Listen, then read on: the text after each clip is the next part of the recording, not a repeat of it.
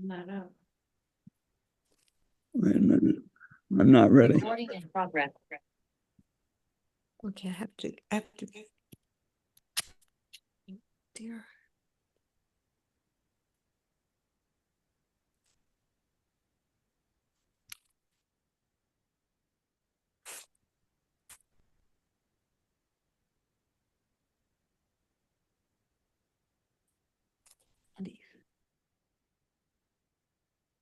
They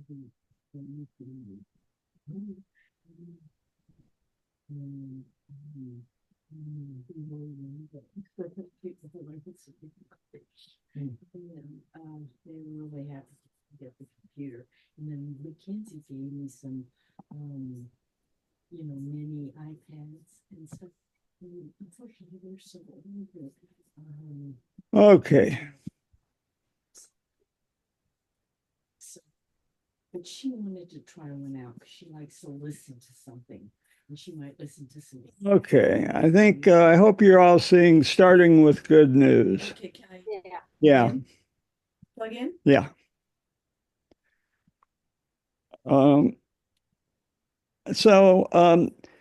Good news. The Ukrainian politicians and civilians have rallied around Zelensky. They're talking about an increased sense of unity and determination and purpose, hardened Ukrainian resolve. And then there's been some recent victories, bombing Russian refineries and fuel depots deep inside Russia. So it's not all doom and gloom. And Russia has persistent high inflation and soaring interest rates. So they're under pressure.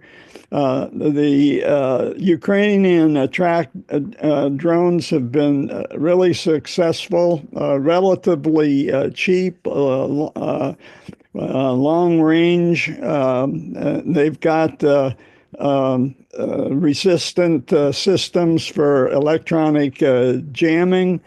And it's a joint effort with Ukrainian and American firms. So there's a lot of American know-how that's there and invested, shared technology, and the cutting edge, really, of the new ways of fighting wars. And unfortunately, that's the world we're in. I wish it weren't so. And a lot of the arms production and drones, they're in key Republican states. So there'd be some resistance to stopping them. The Starlink satellite network, that's paid for by Poland, and Poland's pretty tight with Trump. So let's hope they keep that on for the Ukrainians to survive. The Ukrainians have been able to develop workarounds to a lot of things. They've got a very effective new operational commander that seems to be instilling a new sense of purpose. And so the sense of unity, Trump saying you're not winning this, it's really just hardened the Ukrainians. And we talked about that. There's three Europeans that Trump seems to like. Charles III, because who doesn't like all that pomp? And he's been invited. Charles is very pro-Ukrainian. Then there's a far-right leader, Giorgia Meloni in Italy, but guess what? She's pro-Ukrainian, as opposed to her counterpart in Hungary. And then this is the Polish president. He's from the former party, the far-right party. And so, and he, being Polish, is pro-Ukrainian. So we hear Trump bashing a lot of Europeans in NATO, but here I'm giving you good news here. I'm spinning a little bit. I'm just trying to avoid going into depression. So, how can 30% of our population strongly support Trump? There seem to be 30% that are with him no matter what, even now, even now. And so I thought it'd be useful to look at the different categories as it applies to international relations, because that's what's making the headlines in the last week. And so we're familiar with isolationism that we experienced before World War II. We talked about realism in the past when we were talking about the initial phases of the Ukrainian-Russian war. And so we talked about realism and Kissinger probably being the most famous realist. Expansionist, certainly Trump has acted like an expansionist by wanting to turn Canada into the 51st state. But then there's this new category we're going to explore a little bit later today, a sovereigntist, a sovereigntist. So this combines elements of all these above categories, and we'll get to it. And then, of course, just he's a narcissist, and we all suspect that may be what's the main driver. So let's do realism first. J.D. Vance is a realist, okay, and we saw him in action last Friday. But what is realism? The sphere of influence, the sphere of influence.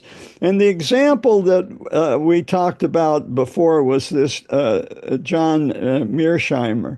And we contrasted him to Timothy Snyder, who is a principalist, an internationalist, a Democrat. And Mearsheimer has been active recently, and he's making some predictions. We'll see if Zelensky will take this deal. Trump's really tightening the thumb screws. And so what does Mearsheimer think Putin wants? And he talks about 6 things. So NATO expansion, which seems to be off the table, but Ukraine in the EU, Putin is against that. Why? Because he's worried that if Ukraine develops a very high standard of living in contrast to Russia, that'll cause Russians to be restive.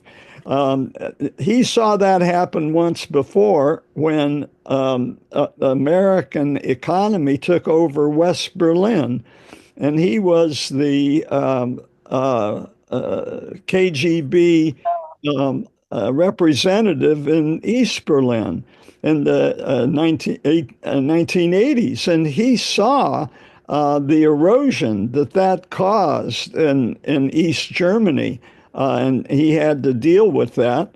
And when the Berlin Wall went down so quickly, he was in Dresden as the KGB agent there, and he had to burn all the Russian documents in KGB headquarters in Dresden before the building was stormed. And so the other thing that Mearsheimer thinks Putin's worried about is the Black Sea. And well, he should be, because the Ukrainian Navy, such as it is, basically submarine drones, controls now the western part of the Black Sea. So the other thing that Putin's worried about is energy security, the pipelines. And obviously there's a lot of gas and oil offshore and under Ukraine. We've certainly heard them talk about the minerals that are there as well. And then Putin is concerned about Western influence. He wants his own sphere of influence. That's what the realists deal with. That's what Kissinger dealt with. And Kissinger's hero was Metternich, who did the same thing in Europe after Napoleon was defeated. And it kept Europe stable for a while. We'll talk about that a little bit more later. And then just Western influence in general, NGOs, civic society. Putin has really attacked all NGOs working anywhere in territory he controls. And then Putin obviously is concerned about all these previous things creating dissent, and he's dealt with dissent before. And unfortunately, the way he deals with the dissent is the way he dealt with Navalny. So this is the realist list of concerns that Putin may be putting on the table. One tenet is those who live the closest to the area will outlast those at a distance. And that's certainly true when it comes to Russia versus the United States. Their interest they're spending 8% of their economy on military. And the United States has not even managed to muster a sustained effort because of our elections. This is Niall Ferguson. He's at Stanford at the Hoover Institute. A very rational analyst. And he talks all this talk of the United States being a shining city on a hill and democracy and the sort of rhetoric that Reagan was given to. As a realist, he thinks that's looking at the world through rose-colored glasses, of what he would call a neocon fantasy.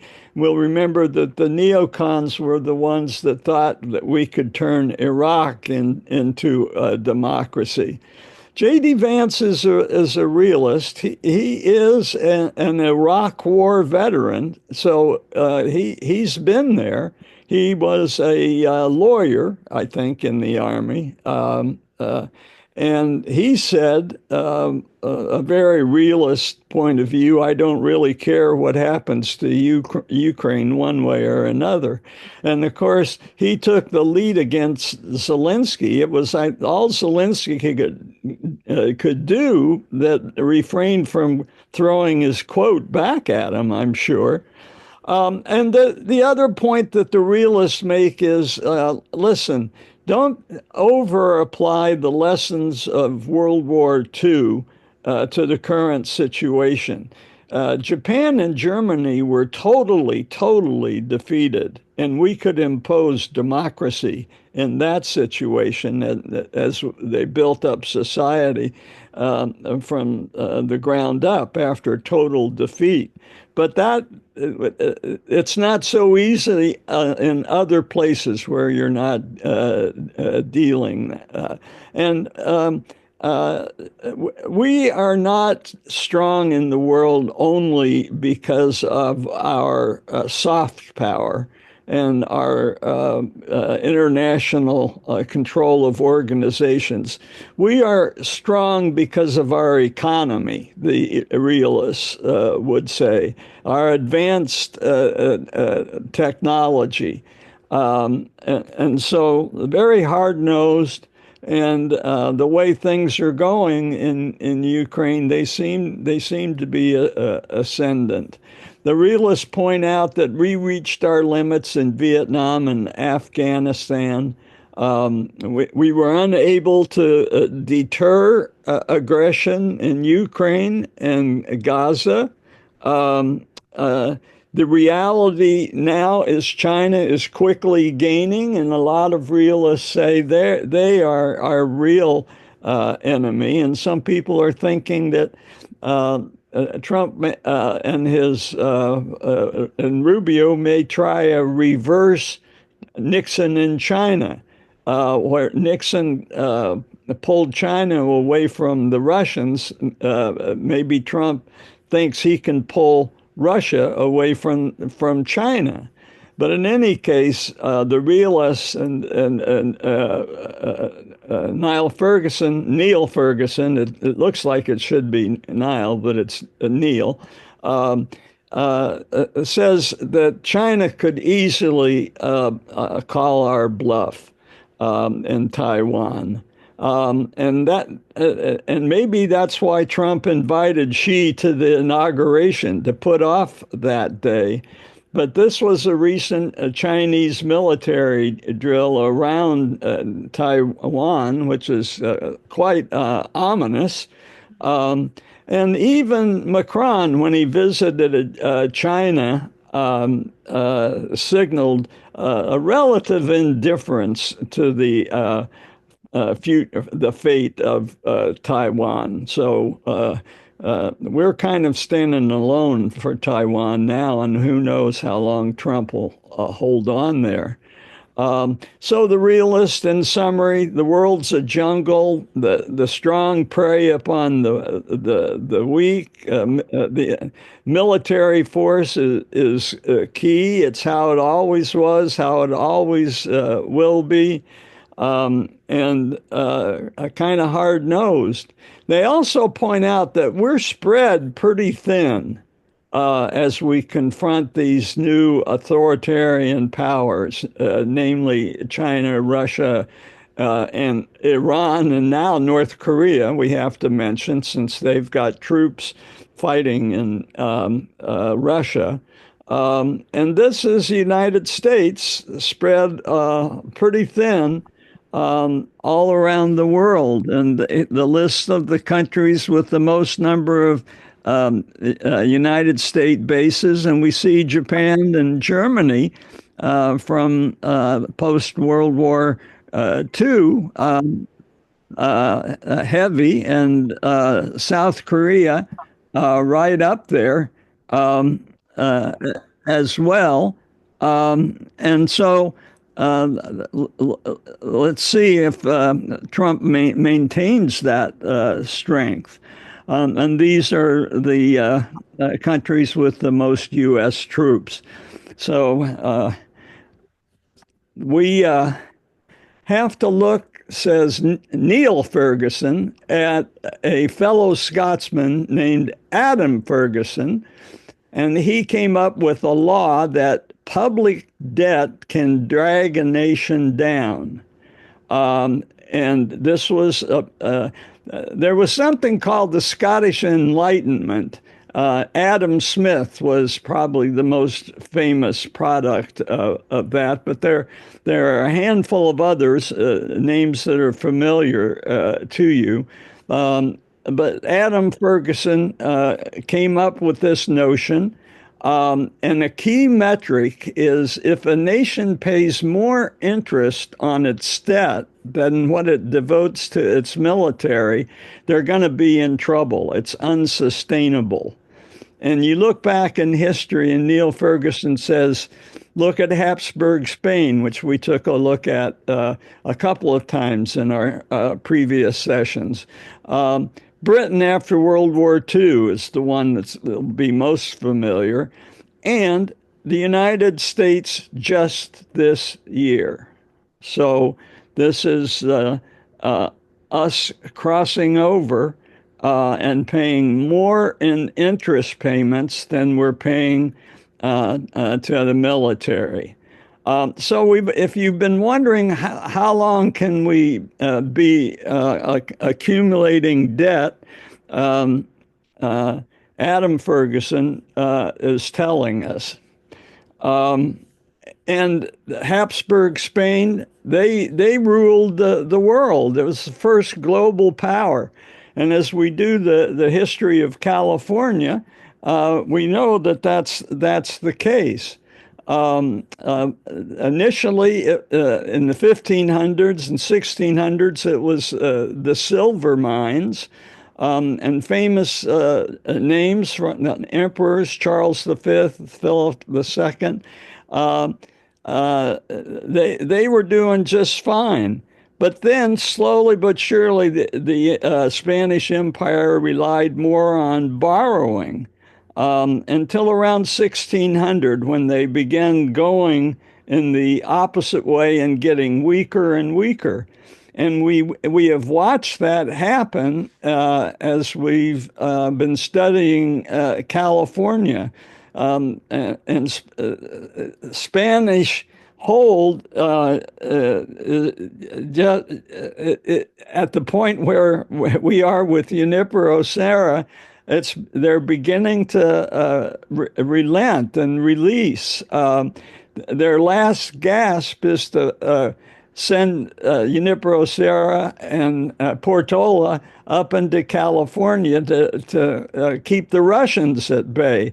But that's going to prove to be pretty much their last gasp, and it's only going to be a few more decades before Mexico declares its independence from Spain, and Spain can't do anything about it. But long before that, Portugal declared independence from Spain. Holland, who had been under the Habsburg Spain, also declared independence. And then France started encroaching, and we see that eventually France takes over the Spanish throne, the Bourbons. And so it's pretty clear, even by 1639, that they've gone into too much debt. The other examples in the 19th century were the Ottoman Empire, Austro-Hungary, Tsarist Russia. They all were laden with debt, and they all dissolved in World War I. But their demise was set up long before that by the debt that they were running in the 19th century. The best example for us, though, is Great Britain. The British Empire, where the sun never set. They finished World War I in deep debt, and that made it very hard for them, especially during the Depression, to keep up with military spending. So the appeasement of Hitler wasn't a choice. They just didn't have the money. So they had to appease Hitler. Fortunately, after they saw what Hitler was going to really do, their belated rearmament kept them from a complete disaster at Dunkirk. It was a disaster enough.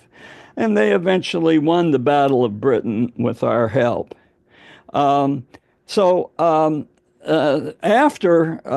World War II, though, they're even worse off.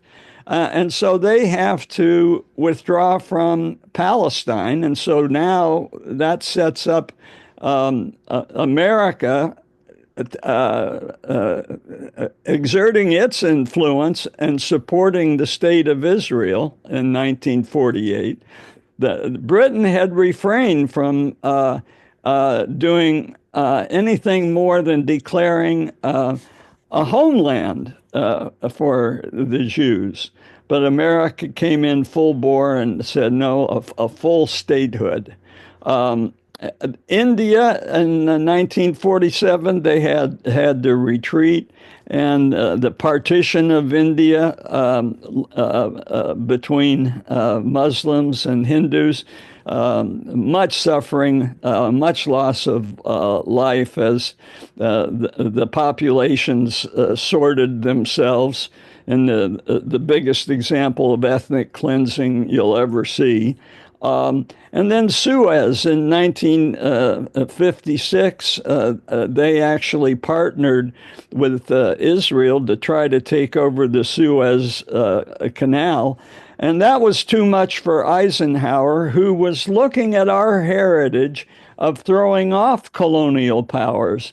And here was Britain trying to reassert its colonial hold over the Suez.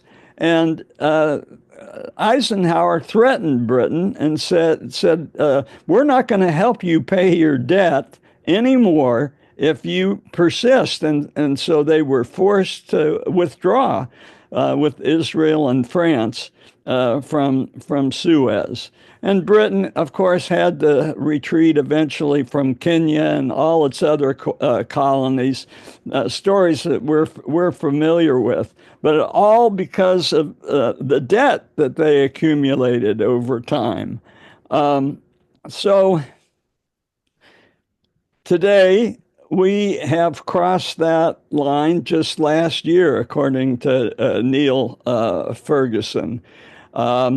And I won't go too much into this, just hit the high points. So there's a new constraint for us. We have to tackle debt and reduce the military in his mind. And we thus recognize the limits of our power. So is what's happening now, this is just the way it looks to manage decline because of the debt we've piled up? The realists think so. The realists think so. And Ferguson says the welfare system that we have was built for a different time, when we had a higher fertility rate and a lower life expectancy. The higher your life expectancy, the more costly your medical system will be, witness Medicare and Social Security. Both are much more costly if you're older, if your population's aging and living longer. So far, our U.S. bonds are good, probably because of our military power, backing it up as much as anything. But how long can we maintain that military power with debt? That's the way the realists would say. What they would say. Neil Ferguson says there is one long shot solution to this, a productivity miracle coming from artificial intelligence. So all isn't lost, but this is the way he depicts Ferguson's law. Just debt pulling down the eagle. That's realism. Let's look at some other labels. Historians tend to lump conservatives into one of three major groups: anti-communists, defense hawks, or neoconservative nation builders. I think that's hard for Trump. He doesn't fit into any of that. He's not anti-communist because he'll do a deal with Kim Jong-un. He's not big on military. He's backpedaling and deferring to Russia. certainly not in the history of anti-communist Republicans. Um, and he said he was going to get the troops out of Afghanistan, but he failed. And if he doesn't do any better in Ukraine than he did in Afghanistan, we're doomed. He left that for Biden, and then, of course, criticized Biden for doing something that he couldn't do. You'll remember he invited the Afghanis to Camp David until he was finally talked out of it. So he's not an isolationist because what kind of isolationist would want to annex Canada? So we have to think about him in a different way, and this is where we're going to get into talking about sovereigntists and what are they.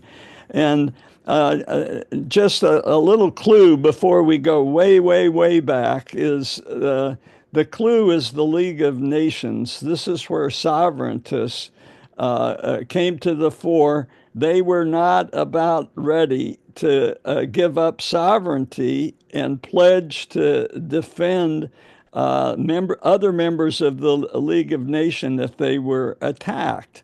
And this is very familiar to the understanding that NATO members have. Article 5, if any a member of NATO's attacked, all have to come to its rescue.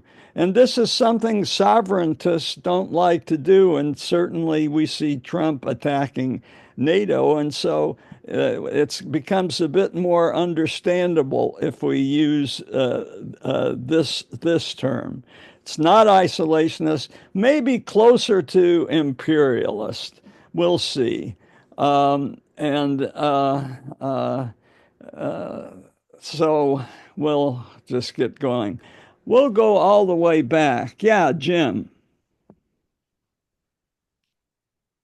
I can't believe I'm defending Trump, but he failed in Afghanistan because he lost the election, and therefore it was left to Biden.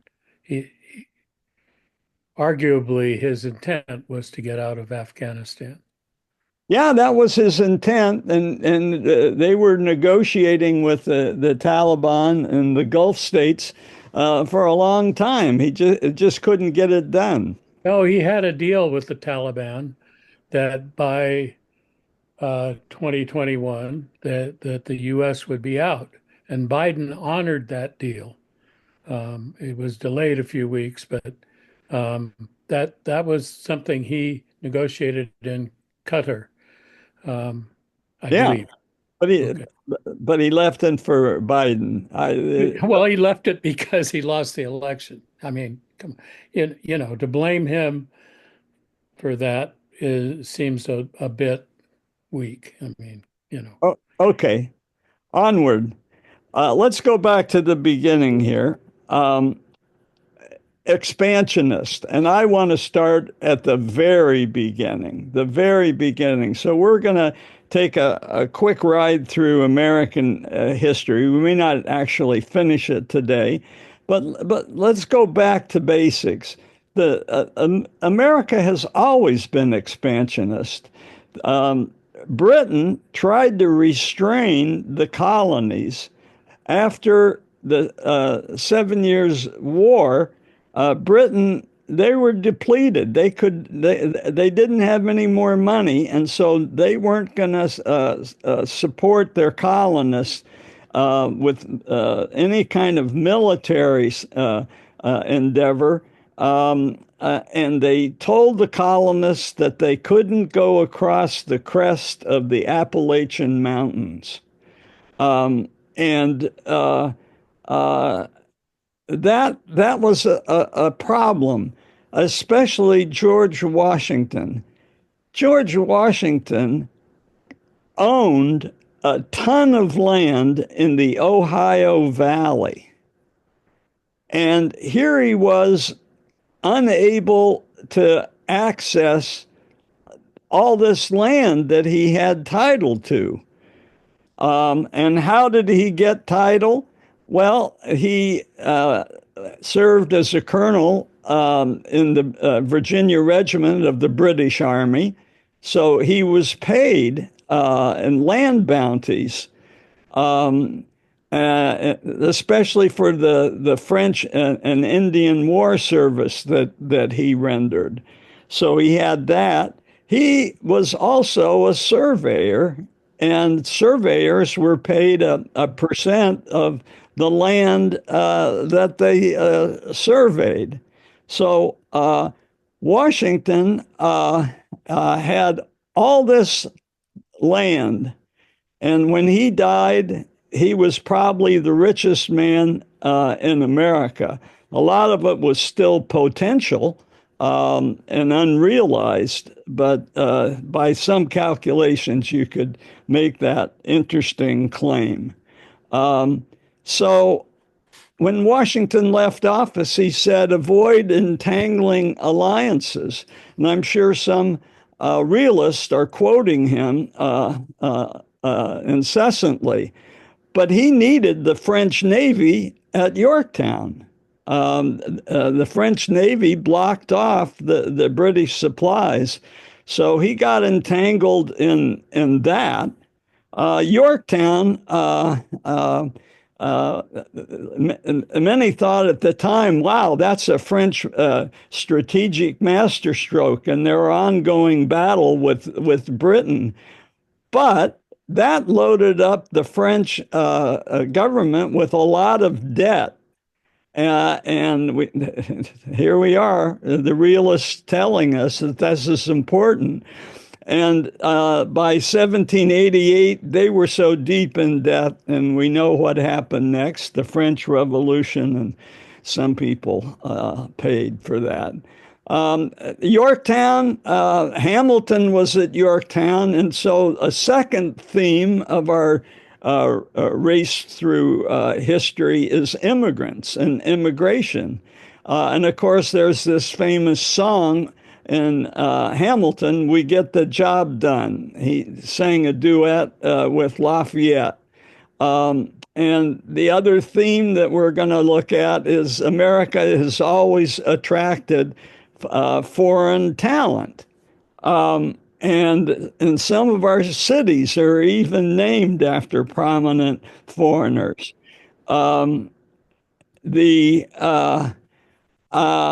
We move on to the regime of Thomas Jefferson, and he had the opportunity to buy the Louisiana Purchase. But the Constitution did not explicitly grant the federal government such a power.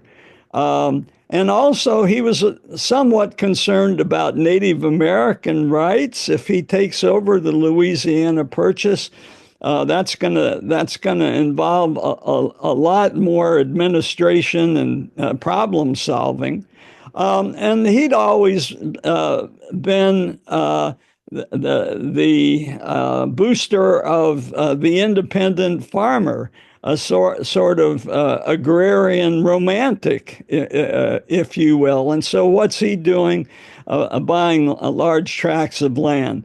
So you could say, well, he could create more farmers, and that's exactly what happened. But what did that mean for the slave economies?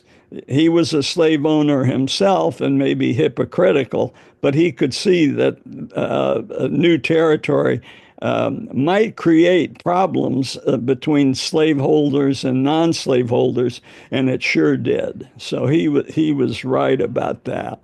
But the key thing was securing navigation rights on the Mississippi. And that was exactly the right thing to do. France had controlled the Mississippi, but they handed it over to Spain, and a transaction I still don't quite understand, but Spain wound up handing it back to France. So this transaction explains why you have a blend of architecture in New Orleans between French and Spanish architecture.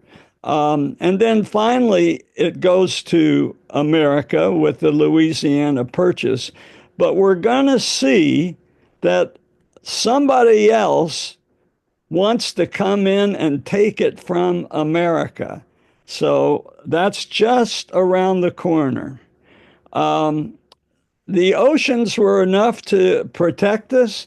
Well, that's not quite true. We had merchant marine ships, and we were trading with other powers in Europe, but we couldn't go into the Mediterranean without the Barbary pirates attacking our ships. And this Jefferson had to deal with, and it was an incentive for him to start a navy in the United States after the first Barbary War. And then, interestingly, we tried to ally with Britain. Can we both fight against Barbary pirates? Britain, of course, had the strongest navy in the world. So Fareed Zakaria last weekend just noted that our heritage has ensured that we have always rooted for those who seek freedom and we condemn those who try to crush liberty.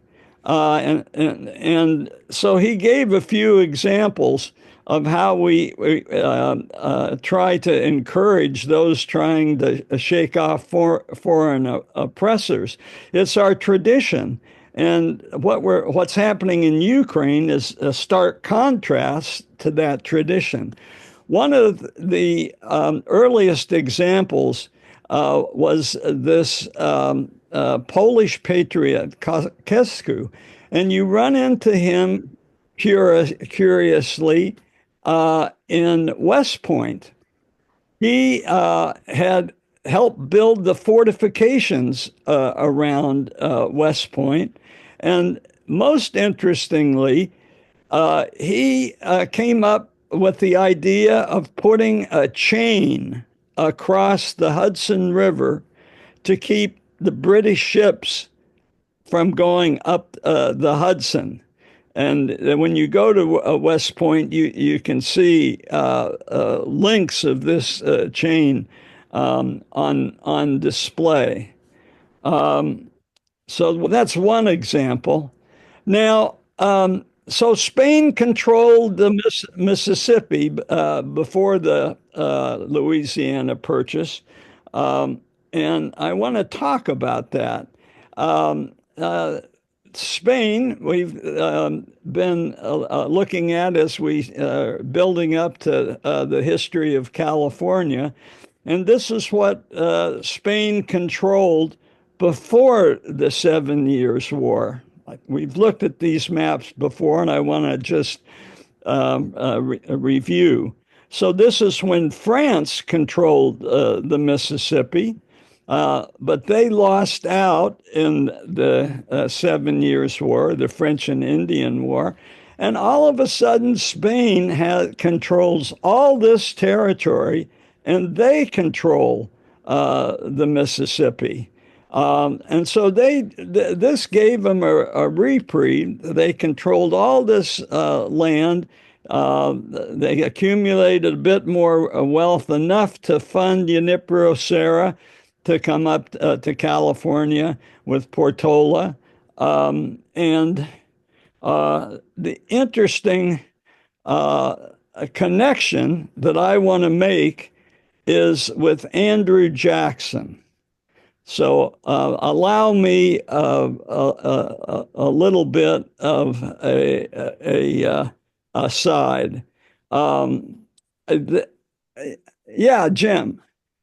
You might notice on that map that the entire Gulf Coast is Spanish.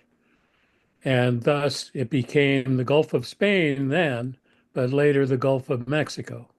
Yes. Yes. Thank you. And now, well, now we have a dispute.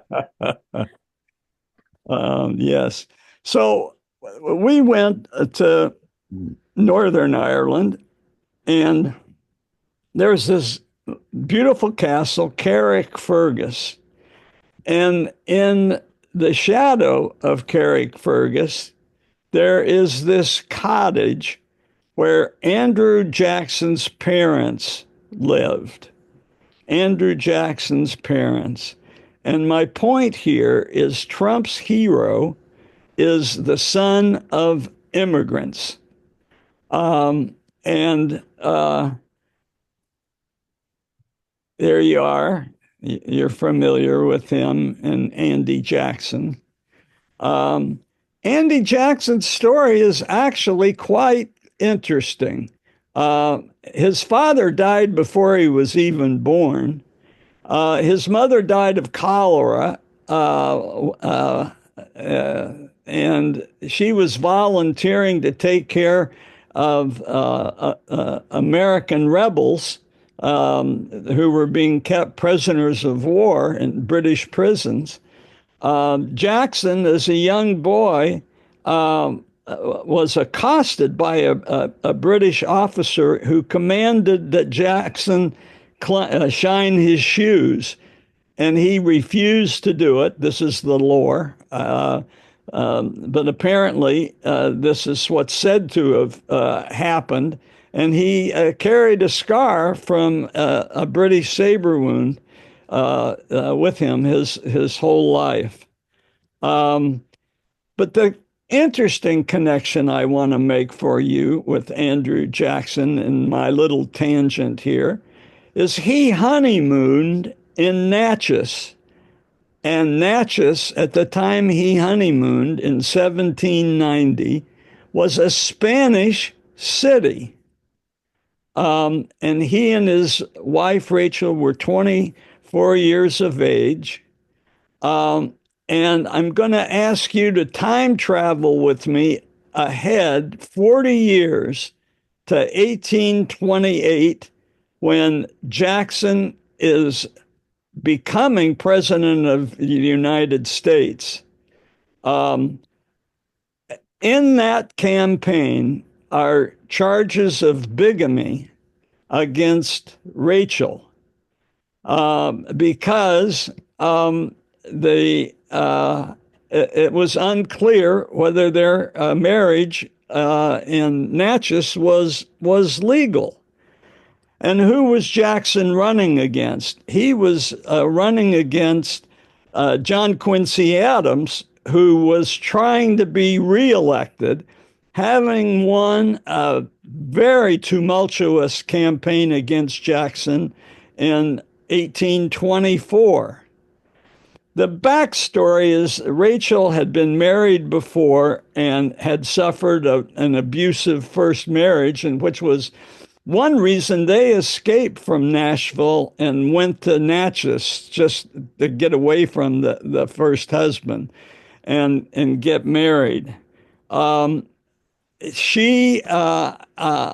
eloped, and Jackson apparently, according to one source, had taken an oath of allegiance to the King of Spain, which would allow him to get married. That doesn't make much sense. So some of this is shrouded in mystery. But nevertheless, Rachel Donaldson at the time, thought that she had married legally. And she had trusted Andrew Jackson, who was a lawyer, that he had finalized a divorce back in Tennessee.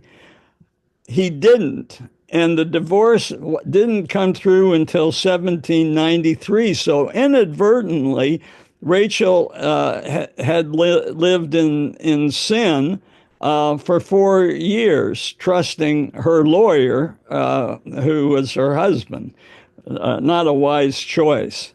So they got married officially, for sure, at the urging of another lawyer friend in 1794. And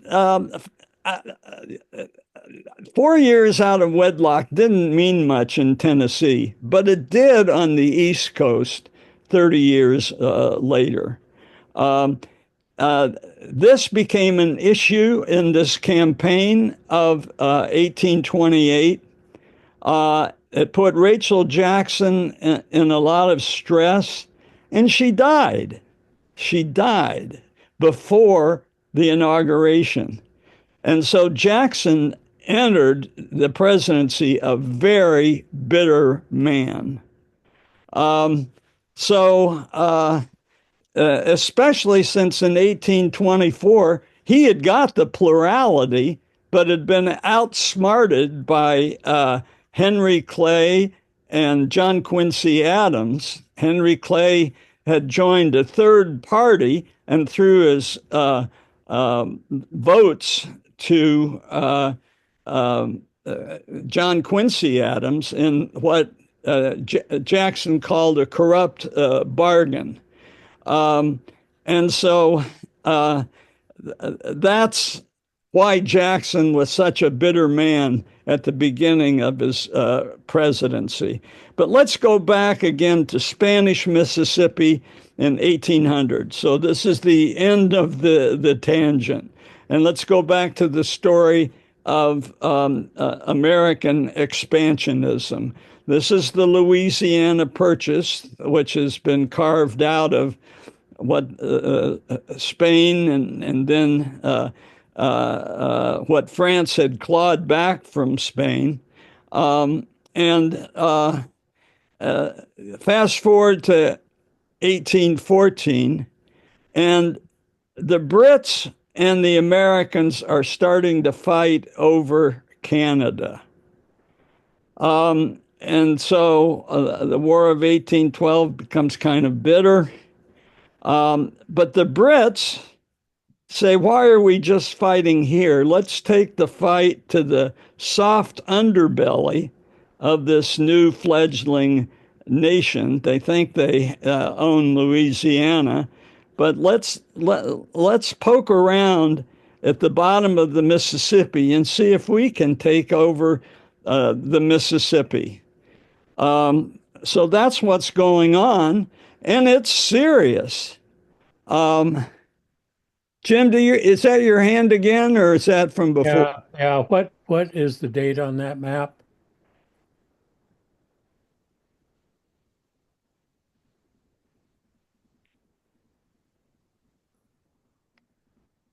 Because I think it like 1808, maybe. I mean, maybe, but to the left it says United States and Spain. Well, the United States had no claim to the West at that point, and up in the Northwest it has Oregon and Washington separately. Later, it became the Oregon Territory, which was those three states. So it's kind of an amalgamation. I think this is just meant to show what it was in 18. Well, maybe so, but it brings into question the accuracy. Okay. All I'm saying. All right. There's two different dates, though. Well, I don't think this is key to the points I want to make, but go ahead. It's simply an overlay on today's map. Yeah, I think that's what it is. Thank you. So, how did Jackson suddenly become so popular as to be able to run for president? Well, a lot of it, I talked about the British looking at the soft underbelly and seeing if they could make mischief at the Mississippi River.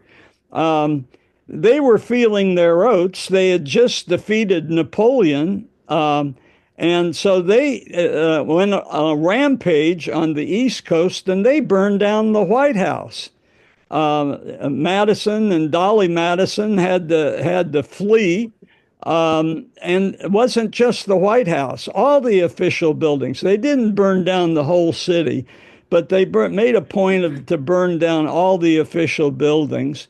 And then they started probing around before they got to New Orleans in Alabama, Mobile, Alabama. And who was defending Mobile, Alabama? Jackson. That's where he first encounters the British in Mobile. And then the Brits get more aggressive. And if you haven't been to the battlefield in New Orleans, I really recommend it. It's quite something. And when Jackson realizes that that's where the British are actually going, he goes back and he comes up with a pretty savvy strategy, which is just to build up a really good fortification on the top of a hill, and and then when the British try to attack him, just mow them down. The Brits thought that their ladders would be able to get them over the ramparts, but the ladders were insufficient to what Jackson had built. And the casualty, 62 Americans versus over 2,000 Brits. And the battle was over in 30 minutes. This is the battle that songs are written about and launched Jackson arguably to the presidency. And what was it? It was frontier know-how versus British nobility. The general was a brother-in-law to the Duke of Wellington. So there was, how did he get this assignment? He purchased his commission when he was only 16. His only experience was in putting down rebellions in Ireland. And he went into New Orleans and just wasn't ready for Jackson. And we get to a frontier thesis, the Turner's thesis, that talks about what makes American character understandable is the frontier. And he started at the Wisconsin, eventually wound up at Harvard. Jackson used his frontier skills to assemble what he could in New Orleans, which included a group of pirates, men of color, both free and unliberated, but willing to fight, slaves on the run, in other words. Native Americans, state militias, both the Tennessee, he bought his Tennessee militia down with him.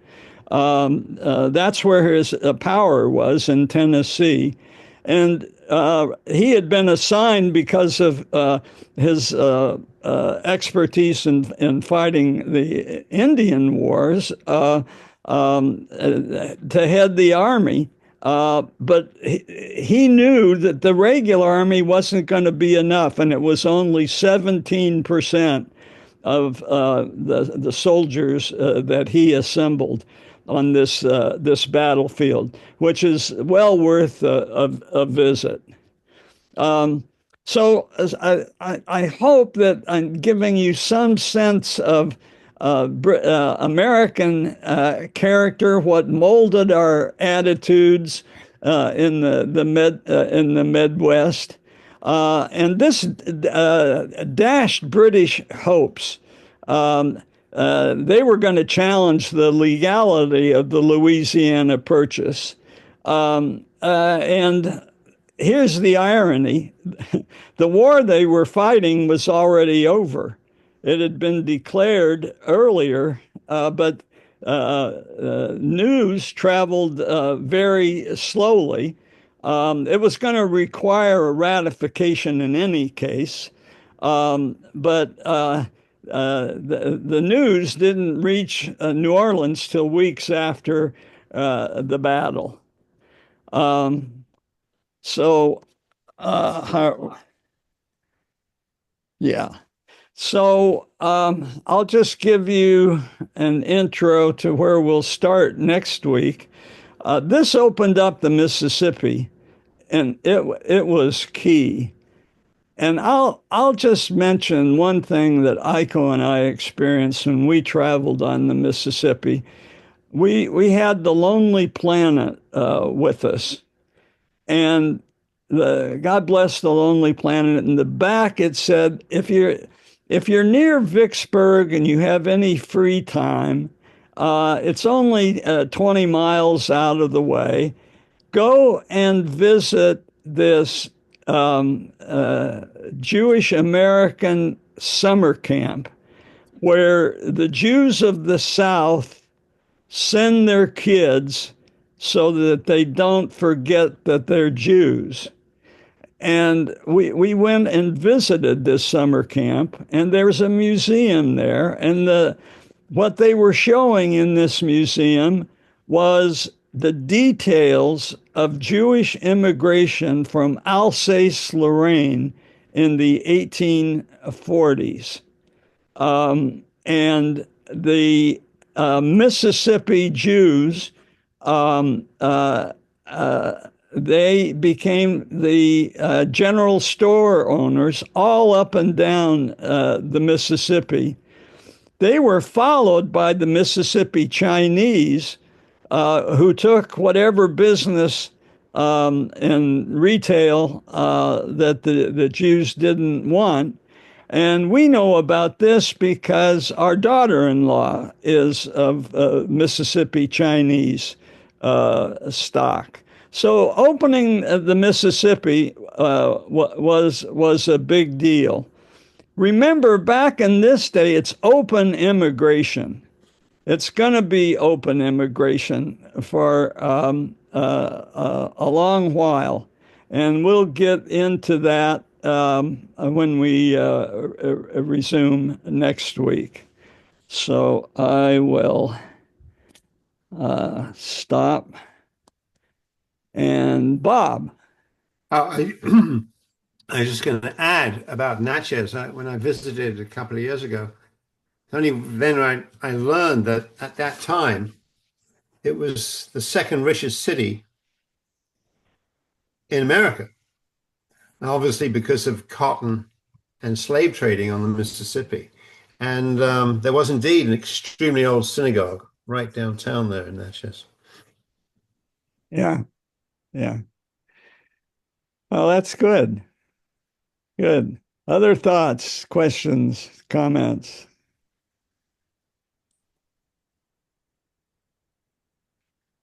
Yeah. So John, speaking of the Mississippi River in 1840s, my Mantle ancestors landed in New Orleans, having sailed from Liverpool in 1848 and proceeded up the river to St. Louis. Well, there you go. There you go. Yeah, it's an important part of our history and American character, and I think the frontier thesis seems more and more tenable to me as I read more and more. I wonder what America would have looked like if Jackson were not president.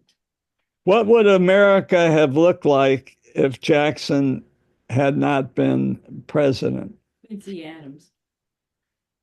Well, we're going to see next week that James Polk, unheralded though he is, did a lot more to change the face of the American West than Jackson did. What are you holding up, Jim? This is called the Turner Thesis by Frederick Jackson Turner, who promulgated the thesis of the frontier being critical to the United States. I'm just wondering if you're conflating Jackson with Frederick Jackson Turner. No. Turner's thesis is the frontier thesis. He started off at the University of Wisconsin and wound up at Harvard. I wonder, though, if his middle name Jackson comes from Andrew Jackson. That would be something to look into. Indeed. Okay. Other thoughts? How I does, guess, Oh, how does a realist get along with what is Trump, a sovereigntist? sovereigntist? Yeah, that doesn't seem like it would. Yeah, sovereigntists and realists.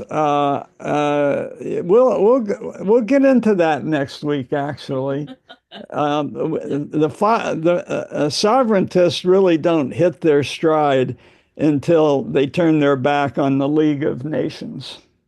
Is Trump really a sovereigntist? Does he believe in Ukrainian sovereignty?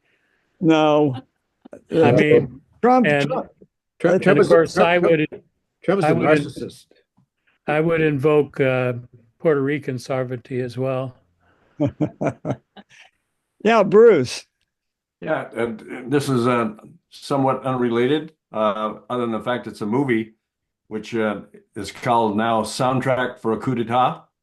Have you seen that by any chance? It has to do with essentially Eisenhower and Lumumba, and the kind of the start of the all of the colonies in with the League. Actually, it was United Nations, and how the number of we talk about how all of the what are the eight permanent members or 10 permanent members, and then basically that was all put together.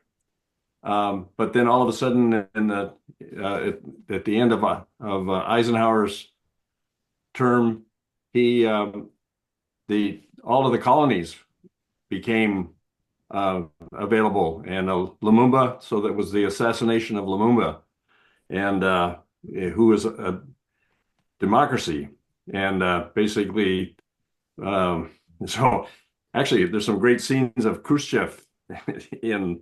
It's a very interesting movie. Huh. Coup d'etat. Soundtrack for a Coup d'Etat. Soundtrack for a coup d'etat. Where is it available? We, I think it was on. We saw it on Canopy, and I think it's available on, probably on Amazon Prime. I'm not sure. So it is around. Okay, thanks. All right. Any other comments? We'll see you next week. Thank Thanks, John. you. Thanks, John. Bye-bye.